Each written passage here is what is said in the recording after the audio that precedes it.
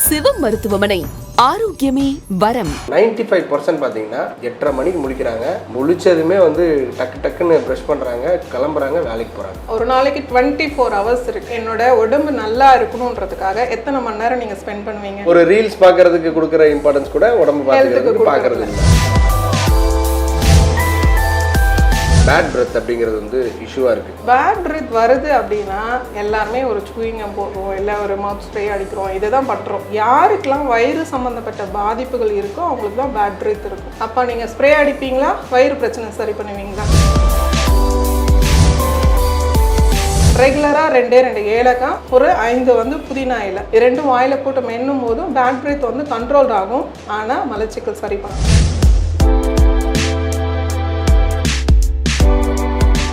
காலையில் ஒரு 6 மணிக்கு முழிச்சு, இல்லை ஒரு 5 மணிக்கு முழிச்சு, இப்போ உங்களை கேட்டால் 4 மணிக்குன்னு சொல்லுவீங்க.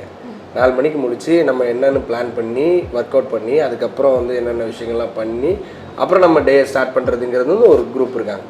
பட் ஒரு 95% பார்த்தீங்கன்னா 8:30 மணிக்கு முழிக்கிறாங்க. முழிச்சதுமே டக்கு டக்குன்னு ப்ரஷ் பண்ணுறாங்க, கிளம்புறாங்க, வேலைக்கு போகிறாங்க, திருப்பி நைட்டு வராங்க, திருப்பியும் மிஷின் மாதிரி திருப்பி போகிறாங்க. ஸோ இந்த டைமில் எனக்கு இதுக்கெல்லாம் டைம் பாசிபிள் நீங்கள் நினைக்கிறீங்களா? இதெல்லாம் பாசிபிள் தான் நினைக்கிறீங்களா? நம்ம தெளிவாக புரிஞ்சிக்க வேண்டியது ஒரு விஷயம் மட்டும்தான். ஒரு நாளைக்கு 24 ஹவர்ஸ் இருக்குது. இதில் இந்த 24 ஹவர்ஸில் என்னோட உடம்பு நல்லா இருக்கணுன்றதுக்காக எத்தனை மணி நேரம் நீங்கள் ஸ்பெண்ட் பண்ணுவீங்க?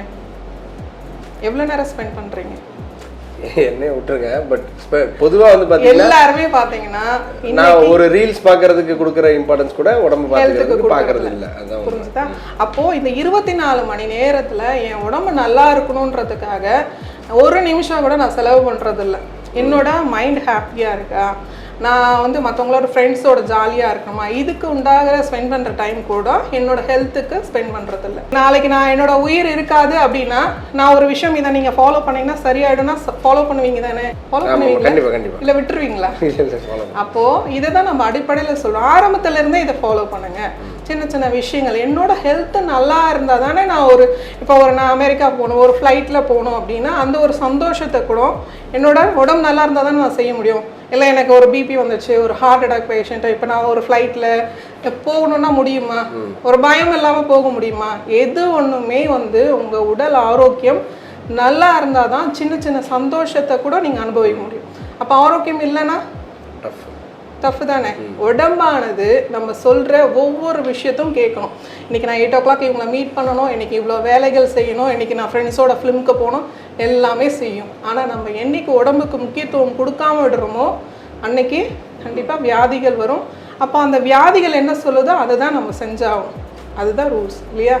அப்போது உடம்புக்கு கண்டிப்பாக இம்பார்ட்டன்ஸ் கொடுக்கலன்னா பின்னாடி வியாதிகளால் வரும்போது நமக்கு தான் கஷ்டம். ஓகே.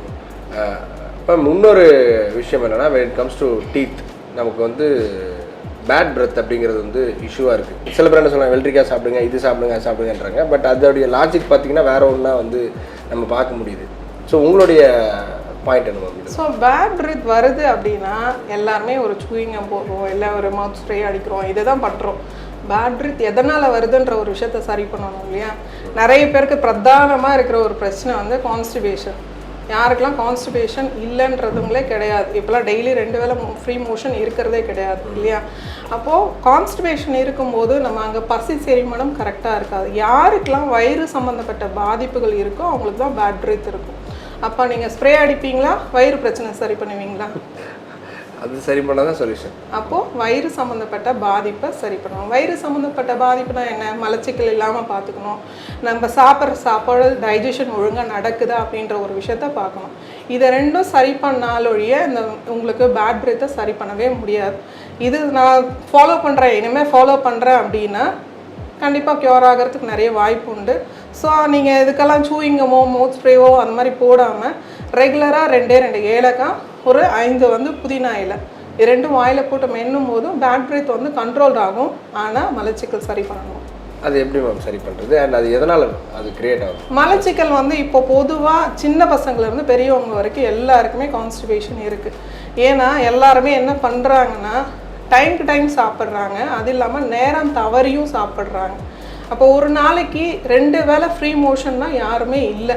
ஒரு நாளைக்கு ஒரு முறை மோஷன் போகிறதே ரொம்ப சிரமமாக இருக்குது. இல்லை ஒரு நாளைக்கு கண்டினியூஸாக ஃபுட் எடுக்கும் போதெல்லாம் மோஷன் போயிட்டே இருக்காங்கல்ல, 2 days once weekly once motion போகிறவங்க கூட இருக்கிறாங்க. அப்போ அந்த மலச்சிக்கலே பெருஞ்சிக்கலாக இருக்குது. ரெகுலராக 2 வேளை மோஷன் போச்சுன்னா பிரச்சனை இல்லை. அப்போது இந்த மலச்சிக்கல் சரி பண்ணணும்னா நம்ம உள்ளுக்கு நார்ச்சத்துள்ள உணவு வகைகள் அதிகமாக எடுத்துக்கணும். அது எடுத்துக்கும் போது மலச்சிக்கல் எதுவுமே இருக்காது. இல்லை இது ரெகுலராக இருந்துகிட்டே இருக்குது, ரெகுலராக நைட் படுக்கச்சோ ஒரு கொய்யாப்பழமும் ஒரு பப்பாளி பழம் ரெகுலராக எடுத்திங்கன்னா மலச்சிக்கல் இல்லாமல் தவிர்க்கலாம்.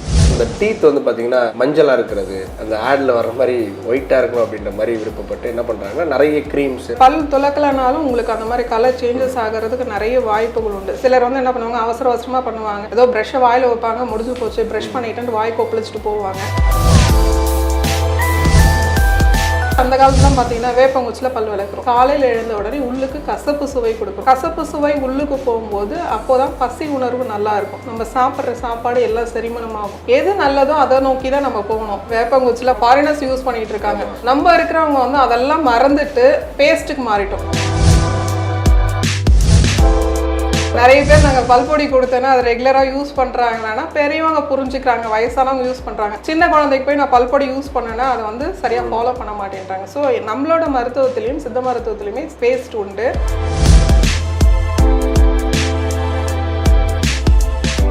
ஆரோக்கியம் வரமாக சிவம் மருத்துவமனை 8111 044 6000.